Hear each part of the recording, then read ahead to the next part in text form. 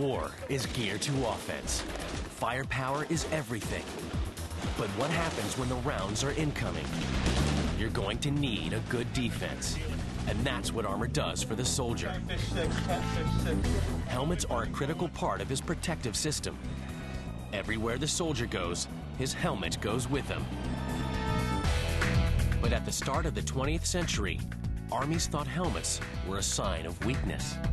By 1914, most armies didn't even like the idea of wearing helmets.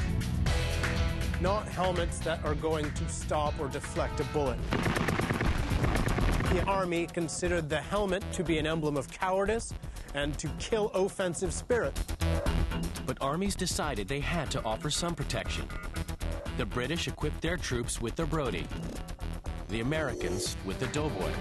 This is the style of helmet that the British and Americans wore.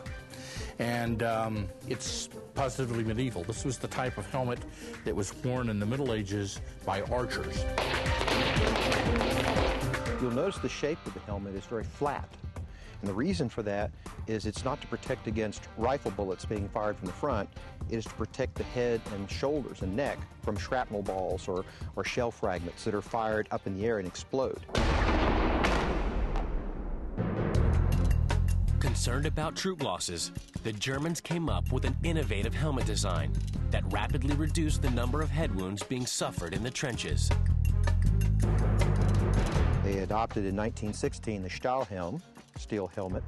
And as you can see, it's also known as the coal scuttle helmet because of its shape. German designers take on the idea of building a helmet that gives full peripheral vision, but still maximum protection to the head. In order to do this, you take a bucket that comes down far enough to protect the occipital lobe at the back of the head, and then you cut away all the parts where you want to be able to see. The result is the Stahlhelm. The Stahlhelm was one of a number of helmet designs that emerged on the battlefield. Bashford Dean was the curator of arms and armor at the Metropolitan Museum in New York. And he was a classicist. He dealt with Greek and Roman helmets and that sort of thing. But he was contracted by the American government to design helmets during the First World War. And one of the helmets he came up with was this. And it's positively Greek in style. And it's a very, very good helmet indeed. A couple of problems with it, however. One, it looks very similar to the German helmet of the period, and here's the German helmet. And the other problem with it is that once you had this on, you could not see, nor could you hear very well. Go, go, go! But 70 years later, the German design was back in fashion. The reason? Soldiers need to see around themselves on the battlefield. When the United States decides to get rid of their old washing bowl helmet in the 1980s and get a more protective helmet made of Kevlar, they use the same kind of methodology.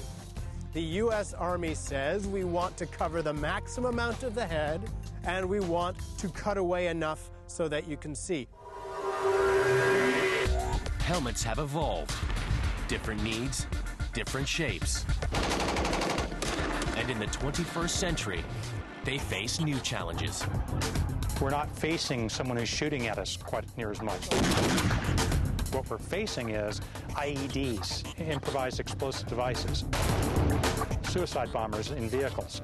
And so that threat is no longer the bullet, but it is blast forces. The pressure is on. If body armor doesn't adapt to the new danger, an attack could end in tragedy. The modern U.S. combat helmet is good at stopping bullets, but it has one major flaw. This original helmet has what's called a web suspension system, which keeps your head from contacting the Kevlar. It has a single 2-point chin strap, but frankly, it's not real comfortable, and it's not very stable. It can wiggle around a lot, up and down, side to side, left and right. Hey, let's go! Hey, their vehicle's on fire! Get down!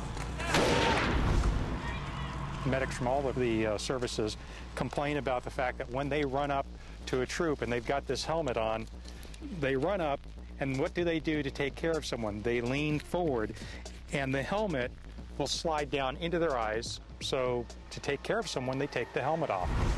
Now they're uncovered. We upgraded the helmet, and that upgrade system consists of a 4-point chin strap. The second part that we provide is a padded suspension system, and there are 7 pads that go into this helmet. I can hit this helmet really, really hard, and I am not hurt. If I were to sustain a 200G impact with this helmet, you're going to the hospital, you're not going to be feeling well for a while. There have been cases where someone should have survived an impact injury. Turns out that they didn't because the helmet itself, it becomes the killing instrument. With this helmet, with the pad suspension system in it, that same hit generates 78 Gs through to the brain. That's a mild to no injury zone. Since 2004, Mark Metter's charity, Operation Helmet, has shipped over 30,000 helmets to soldiers in Afghanistan and Iraq.